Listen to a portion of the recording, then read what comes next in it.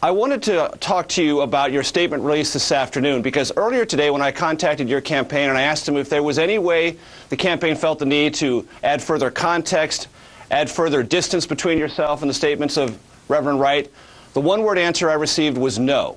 Then late this afternoon, you have a statement that says, I vehemently disagree, strongly condemn. I'm trying to understand the evolution between this morning and this afternoon, and I'd like to know specifically, Senator, what you vehemently disagree with and what you strongly condemn.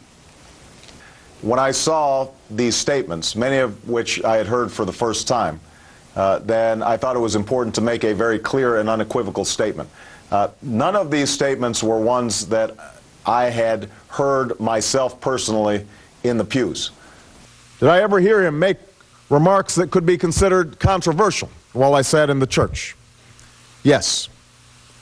One of them I had heard about after I had started running for president, and I put out a statement at that time condemning them.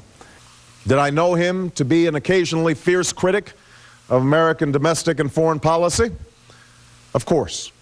The other statements were ones that I just heard about while we were, when they started being run on Fox and some of the other stations.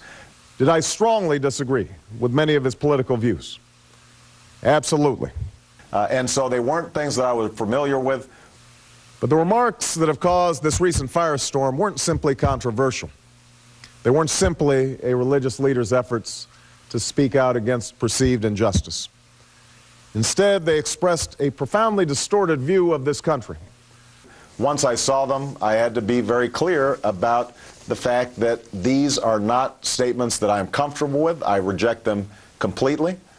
They are not ones that reflect my values or my ideals or Michelle's, and that had I heard them, had I been sitting in the church at the time that they were spoken, I would have been absolutely clear to Reverend Wright that I didn't find those acceptable. Did I ever hear him make remarks that could be considered controversial while I sat in the church? Yes.